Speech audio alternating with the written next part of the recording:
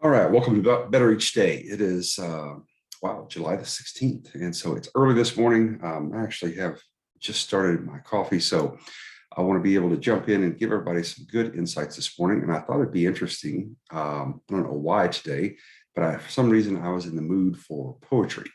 So I'm going to give you two pieces of prose we'll talk about and see if it doesn't inspire you like it inspires me. This is actually my favorite poem by William Henley. The name of the poem is called Invictus. And I'm going to let Morgan Freeman read it instead of me because he's just absolutely amazing. So I'm going to share this with you and then we'll come back and talk about it here in just a second. And let's make sure I've got this set up. Sure, right. And here we go. Let's see. Let's do a full screen.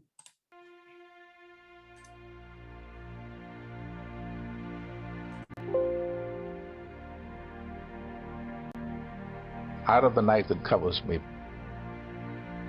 black as the pit from pole to pole, I think whatever God there may be for my unconquerable soul.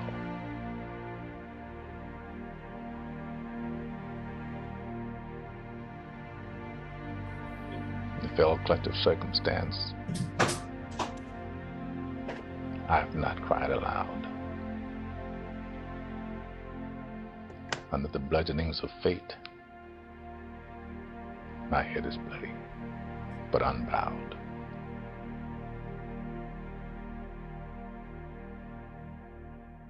Beyond this place of wrath and tears,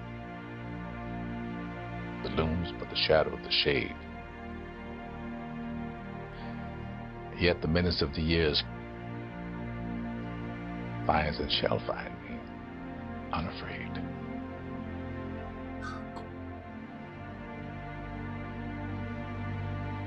Matters not how straight the gate, how punishment charged the scroll.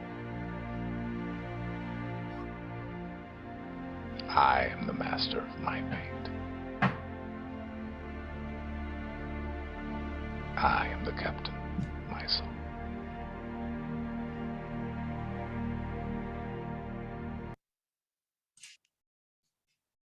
All right, so that was Invictus by William Henley. So how many of you have actually heard that before? I've heard it. You've heard it before? Is that you, Jack? Yes, sir. Good morning. How you doing? Good. So what did you think about this particular poem? I wanted Morgan Freeman to read it because I think he's such a dramatic actor. I like him as a person as well, not just an actor. But what did the poem, what does it mean to you, or what did it mean to you before? Does it change how he read it? Does it mean anything different now? It actually, I mean, it states it's about mindset. And whenever I listen to it, every time I listen to it, it always gets my mind to where I know I want to be. Mm-hmm. And, when you need basically, like, it's been hectic for me this last 2 months. And right. It's stuff like that. It's kind of like self-meditating. Mm-hmm. And it gets your mind back on where you need to be. Yeah, and I think that's a good point that we can make here, is that it's there is a responsibility we have of continuing as we drift, okay? Or maybe sometimes as we drift. Drift sounds real nice because, Jack, it sounds like you've had some rough go of it lately, sometimes like I have, okay? Just in the last 5 weeks or so, new company, doing a turnaround situation and having an opportunity to do and deploy many, many different talents and insights and stuff that I've done. But they've been 12+ hour days every day, 6 days a week kind of thing. And even as part on the 7th, just because there's a lot to do to right side a really great company that's been around for 25 years. But just a lot of upgrades for social commerce necessary to get done and needs to get done in a very quick fashion. So Jack, have you felt tired lately when you're going through all this? Oh, I'm just like wore out. Wore out, exactly. So I'm gonna give you this link so everybody can open it up in the chat, and I'll share it if you're watching this by replay. I'm gonna put it in the description in the actual replay. So there it is right there, so you can actually read it yourself or keep it for a later date. I'll read it now because there's some points in here that I have used, this being the most, the piece of prose from a poetry standpoint. I like a lot of Henry David Thoreau, read as Walden, and obviously his very favorite piece of prose that Thoreau wrote, Civil Disobedience. It wasn't actually a book. It was more like, something larger, maybe more of an essay. It was more of an essay, but maybe so forth. So I love Civil Disobedience. I thought it was really impressive. And when I was going through some of my whatever college or whatever, that was a great little poem. One day and talking about Thoreau, and most people don't know that Thoreau's father-in-law was Ralph Waldo Emerson. So talk about a really interesting father-in-law, to be someone that's actually a poet and a writer, and the father-in-law that you have is, of course, already a known writer, Emerson, a well-known writer. So anyway, so I find those. I love to go back and find out the stories behind them and what was their environment like, and what type of stresses or in situations were they doing in life, because it gives you, to me, more contextual insights into what were they really trying to say, not just with the words, but what were the influences around them from an environmental standpoint, from a life standpoint, what were they going through. So anyway, when I read Invictus, and I did some research into William Ernest Henley, that wrote the poem he lived between 1849 to 1903. And it turned out that this man that wrote this incredible poem about never giving up. And, many of you know my favorite dog tag that I wear is NDCQ, not dead, can't quit. So that concept came from this Invictus idea. Invictus in Latin means unconquerable or refusal to quit. So Invictus was a term that was used by a lot of the legions in part of their whatever military phraseology or whatever. So here we go. Out of the night that covers me, black as the pit from pole to pole, I thank whatever gods may be for my unconquerable soul. In the fell clutch of circumstance, I have not winced nor cried aloud. Under the bludgeonings of chance, my head is bloody, but unbowed. Beyond this plate of wrath and tears looms but the horror of the shade, and yet the menace of the years finds and shall find me unafraid. It matters not how straight the gate, how charged with punishments the scroll. I am the master of my fate. I am the captain of my soul. The story behind this, the man that wrote this was bedridden. And I'm forgetting a little bit of the story, but we're talking about a man here from a physical standpoint. This was not a warrior. This was not a Viking. This was not a legionnaire. This was not a member of Alexander's 50,000 hoplite team that conquered the world in record time. This was a man that had never seen combat. This was a man that had probably never been in a fight, physical fight. What he had found himself is engaged in a battlefield against a disease that had just left him bedridden. And the ability for this man, and I don't know what other influences it might have been around, or what books he might have been reading, or who might have been his hero.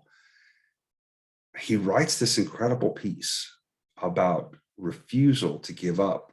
In the way that he's postured his refusal to give up is he has decided that he is the master of his fate. Very similar to this book that I showed you I've been reading here lately, Extreme Ownership by Jocko Willink. I want to say his last name. And extreme ownership is about not just the refusal to quit, because everyone knows the only way you become a Navy SEAL is you have to have this unstoppable level of burning desire inside of you, going through BUDS and going through Hell Week and the physical and psychological torture you have to endure through 13 weeks of Navy SEAL boot camp in order to just get to the other side. And then that just means that you got a ticket to get in. You've got a long way to actually become a SEAL and get a trident pinned on your chest. So, you know, when I look at these kinds of individuals that wrote a book called Extreme Ownership, and the chapter that I was reading yesterday was a mission that they were given. Highly trained Navy SEALs over in the Ramadi district of Iraq, one of the hardest urban combat environments that we'd ever seen. And SEALs were being pressed to go in there and clear out these insurgents, and high casualty rates, even with their highly trained capability. Then all of a sudden they got orders that no mission was allowed to go out into the city, into the urban environments, unless they were taking Iraqi army, members of Iraqi army with them. And they're like, you got to be joking. We have trained together for years to go out into a very difficult and fight a very well-trained enemy called the Mouj. And the last thing we want to do is drag these ragtag, weekend wannabe soldiers that have no heart, no training, no endurance, no fight in them, and have certainly never been with a crack operation like a SEAL. And we have to take these guys with us. They're going to get us killed. They run away from the battle line. They're cowards, last people in the world. So anyway, Jocko walked in and had to give these orders into their entire team and give them new orders. This was, handed down from command, and they had to do it. And so what he did is he had to change their perspective. And he said, here's the perspective, guys. If we don't take these guys out, we don't get to go on any missions. And if we don't get to go on any missions, we don't get to kill any insurgents. And if we don't kill the insurgents, they will continue to rape and pillage and terrorize this city and this country. And guess what that means? That means that Americans will have to be here for an unknown period of time as the backstop to protect these people. So if we don't go get the job done now and clean out the terrorists, dragging these unqualified soldiers with us, then that means that more American soldiers, men and women, Marines, airmen, SEALs, Army, are going to have to continue to come here year after year, decade after decade. So do you want that to continue to happen, or do you want to make it happen? As difficult as we've now been given our mission and made it more difficult, we either get it done or people suffer. Our people, Americans, are going to suffer for a significant period of time. Do you see how he changed the posture?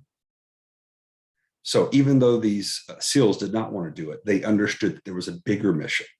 There was a bigger Invictus, if you will, that we had to do something even harder than we thought we had to do, because there was a reason to protect people down the road that we didn't want to see have to keep coming here and keep dying and keep suffering. Does that make sense?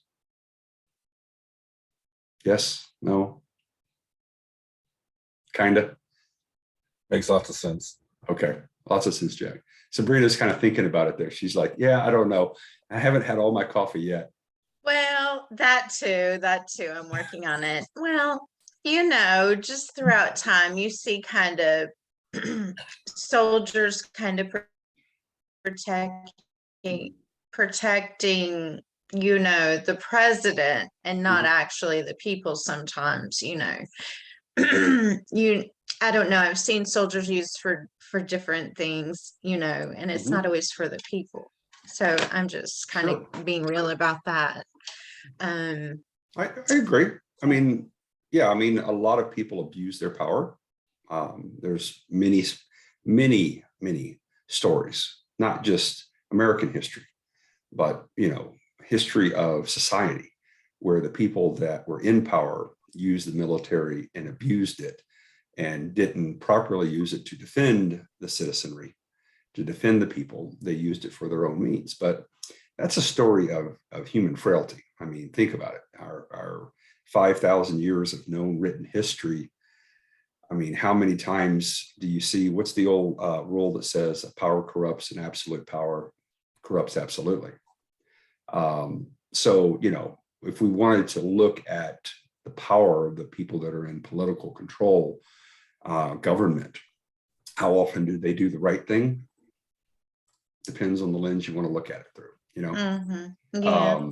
So, what I look at is, being that I grew up, as you know, my story, grew up with a Marine that had done combat time in Vietnam on the DMZ. So he did not know how to raise me when he got home. He adopted me and said, wow, I don't know how to train this little slobbering 1-year-old. So I'm going to put him through Marine boot camp. And so I got inducted for 17 years under his command in his Marine boot camp.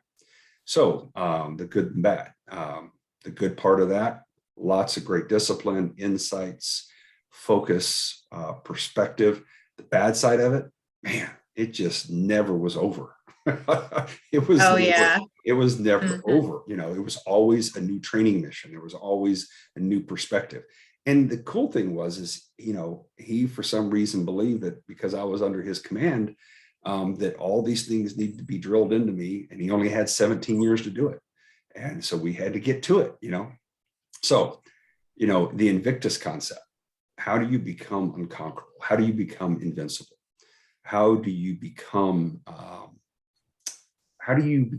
tough enough that even when your mission, maybe you're not a Navy SEAL in Ramadi, that not only do you have to go do your job, but you have to drag people along with you that will either A, shoot you, B, give you up, C, turn and run away when the battle gets tough, and D, be absolutely unmotivated and like dragging blocks of cement along with you. That's about the quality of the individuals that these were. They were worthless. But yet that was what command gave the order. So, we don't live as civilians in a command structure, but what happens to us on a daily basis? Like Jack was saying, last 2 months, picking up a new position, getting to be back home, much better, right, Jack? Yep.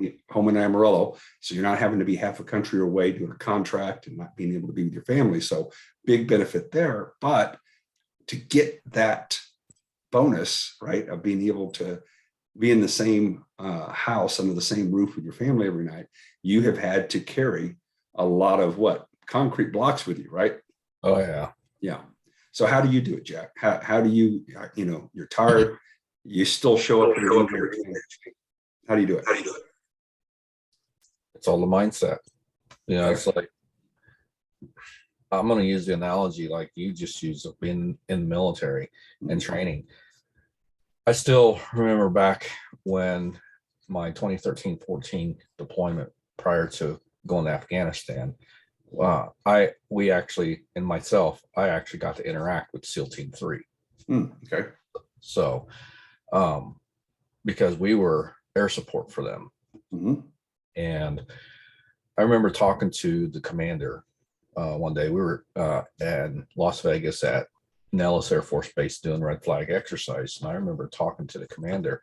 Sure. And I remember as we were standing there talking, it dawned on me, hey, this isn't the first time that we've been in combat, together as Air Force Navy. I mean, this has been an ongoing battle for years now.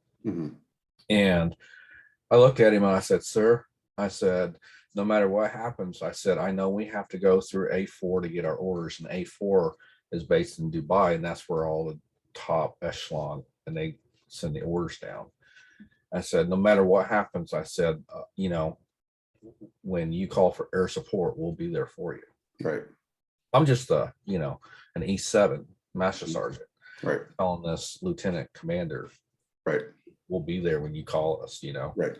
And I remember one day it was a mission, and we were going after a high value target, and they were going after him, and they couldn't get to him, but they called in air support to drop a 2,000-pound bomb on the target, and literally just Level out. it. Mhm. Yep. So Yeah.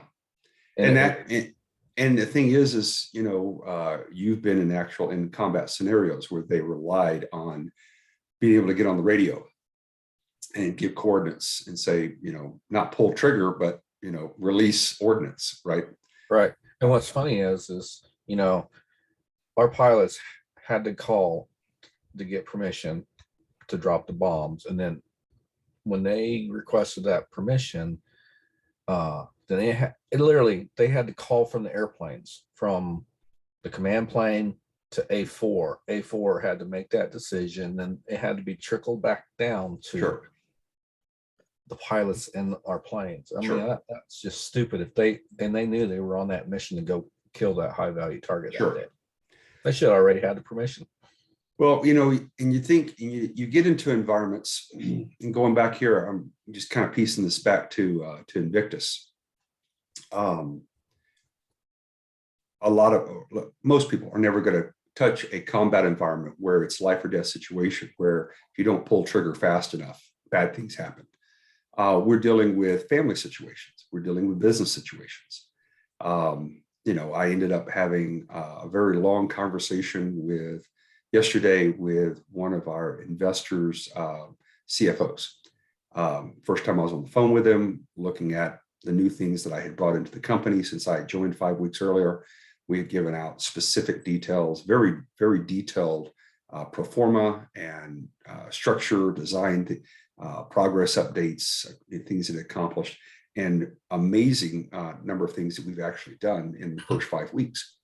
And, and so this morning, or after the end of the day, we've been going for, I don't know, nonstop for, 5+ weeks, just doing many things to ramp this company up to a new level of performance. And,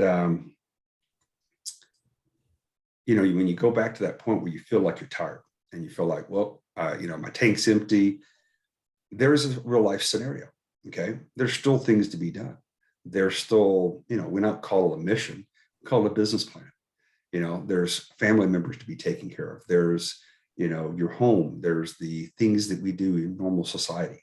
How do we comport ourselves so that not only are we professionals, but how are we good people? How do we make a difference in our world by us constantly pushing ourselves to be our better version?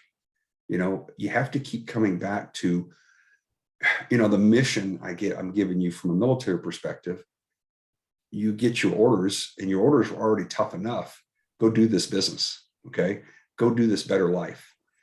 Go help your kids, even when maybe your kids are teenagers and they don't want your help. Right.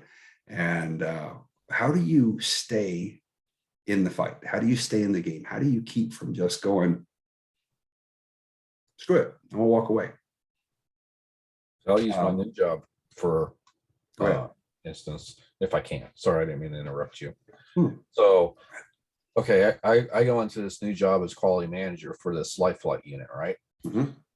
The people who has held this position before, they had no clue what they were doing. Right. The reason I haven't been on here on Saturdays is because I've been working.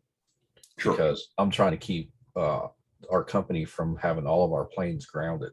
Wow. Mm-hmm. I found that I started doing not logbook, but record audits on our aircraft. And I found that their flight supplemental manuals are not up to date. Their ICAs, which is instructions for continued airworthiness, they are, some of those aircraft is like 7-8 revs behind. Wow. And some of the FAA forms that's required, not even in the conformity binders, all that kind of stuff. Right. So I contacted my boss, which is the director of quality, and I sent him, I actually put a PowerPoint together and I said, you need to look at this. Right. This is what I found. And he looked at it and he was on the phone with me within less than 5 minutes. And he's like, are you telling me our fleet is grounded? I'm like, yeah, pretty much so. And so it's just he and I that's in our quality, and he Sure. lives in Carolina. Yeah. So he's like, we got to get busy. And then on top of that, we're 23 aircraft in the fleet, but their projected growth is 40 aircraft in the next year. So here now we're taking on new aircraft. Right. So I asked him, I'm like, so when do I get help? And that, well, we're going to have to do the best we can. And he's a Mhm. retired Air Force chief. And Yeah. so he and I are on the same wavelength. Right? Sure. He knows what I'm talking about. So I just dug in. I'm like, Gotta okay. figure it out. Yeah. He and I both have been super, super busy. And he's having to go to Nebraska. He's going out and doing all the audits. It should be he and I going out to these other bases and doing quality audits. But it's just him while I'm sitting back here in Amarillo trying to get everything done. And I'm having to send emails to the FAA saying, hey, can you send me all records of this? Sure. So they've not questioned it, but he's like, don't hammer. I'm like, Right. okay, send me all of them. And I'm like, yeah, I know that, and that. So he's like, don't give him any inclination that something's going on. Got it. So, yours is just about taking the assessment, making the assessment, getting straight with the chain of command on how bad the scenario looks. And then what you did is you created a PowerPoint of what are the steps we need to do to just make it happen, because they told you you're not getting reinforcements, you're not getting support, you're not getting extra help. You got to figure it out. Yep. And in my situation, business-wise, similar situation here. Brand new company, get into it, look and see what's inside there. And you don't really get, when you go sign on for, a new position, you don't really get to look under the hood, because as you're talking about it and getting hired, you're really getting only the external perspective and the people that you're talking to, what they think is there. And then when you get in there, because you come in with a different set of eyes and experiences, you find out, oh, wow, it's not entirely like I thought it was going to be. In fact, it's a lot harder. So you get the opportunity to either go, we can either tuck tail, throw the towel in, quit, walk away, give up. And I'll tell you, some of the stuff that I've been doing over the last couple of weeks, I have been, stressed and pressed. In fact, I'll tell you that the entire year, 2022, has been a year that has been significantly harder than even 2021. And 2021 was a very busy year at Success Publishing when I was there before, we had to close the company down. And you have to find that extra. You have to find that strength. So how do you do it? And I'll tell you, many times I end up going to water. Okay. My pattern is go find a river or go find a lake, go find something, because water helps me calm down.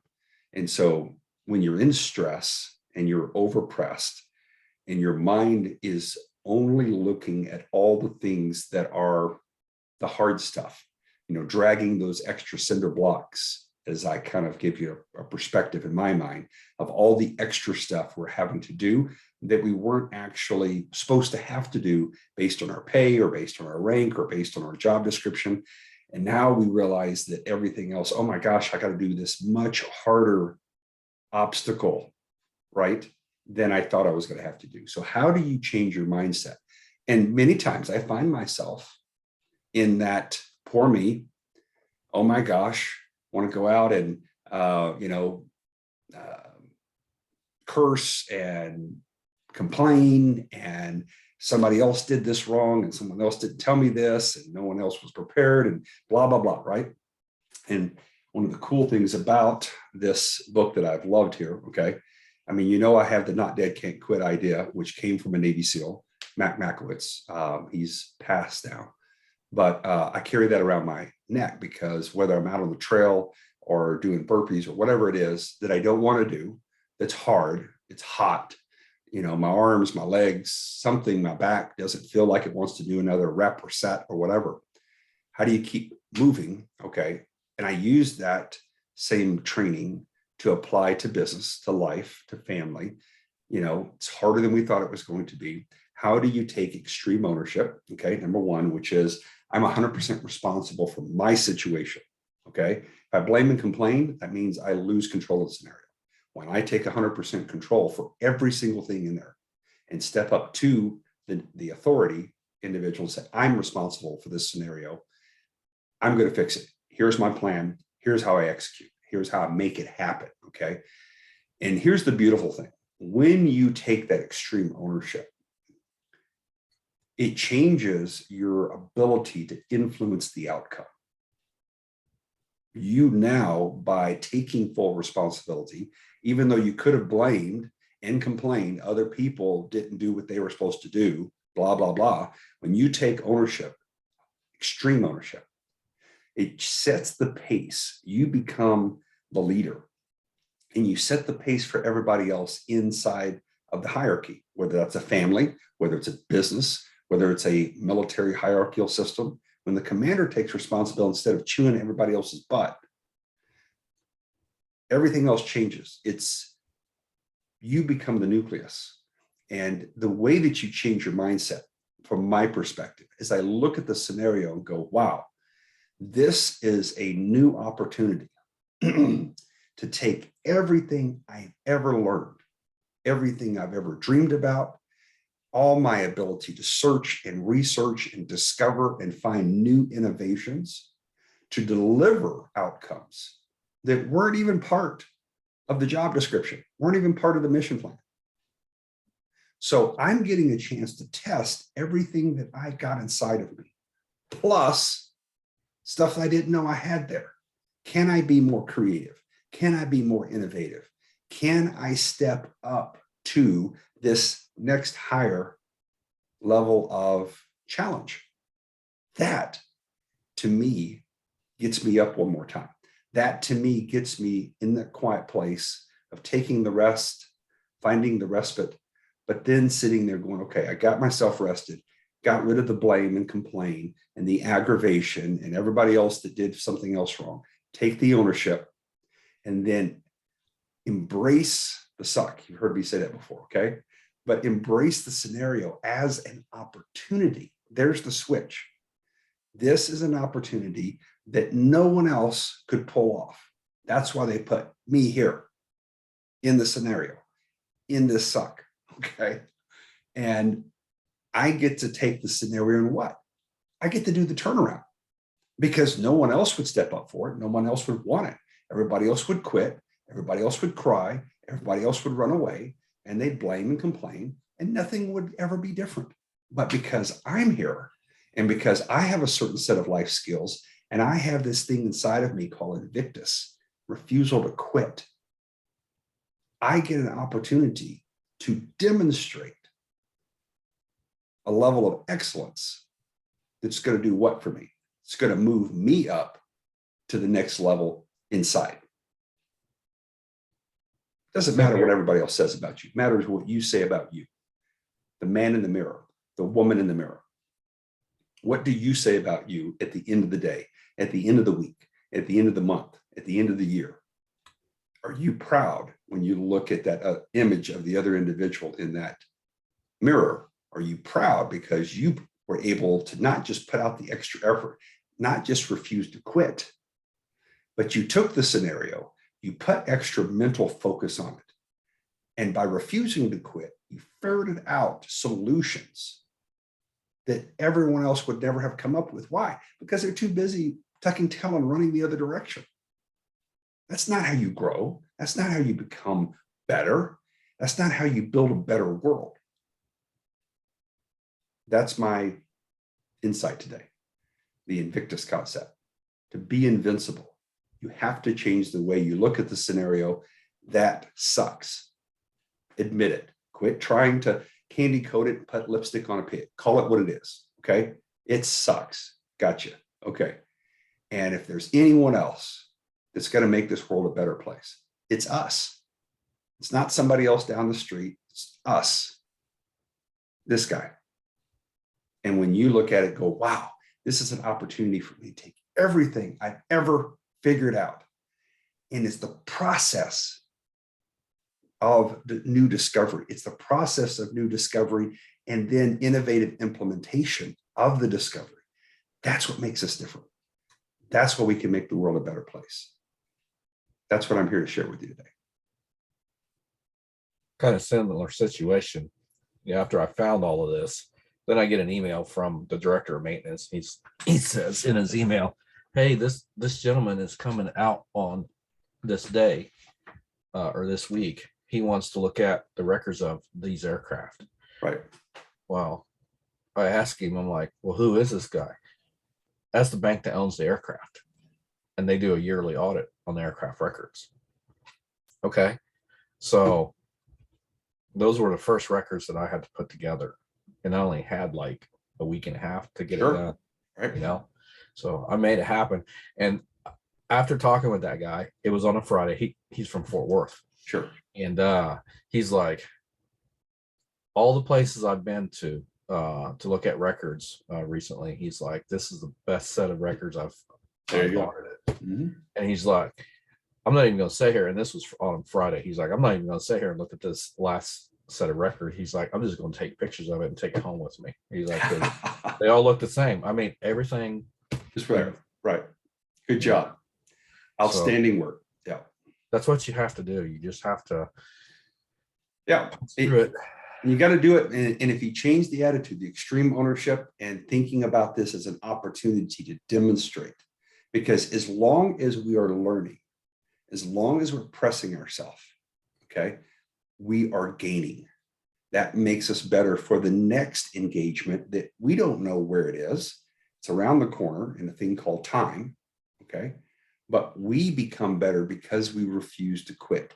We pushed ourselves. That makes our character better. It makes us in our perspective of ourselves stronger, not egotistically, I'm better than now. No, but we know that we can rely on ourselves. Why? Because we've had to rely on ourselves in the past when situations sucked.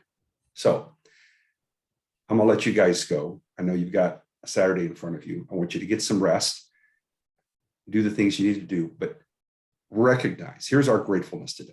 Recognize that you are given the obstacles that you have right now because of how excellent you've already performed. And for you to perform even in a more excellent fashion in the future, you're going to have to find out how to be INVICTUS. Refusal to quit. See you guys next week. Thanks, Steve. Thank you, Steve. Thanks. Bye-bye.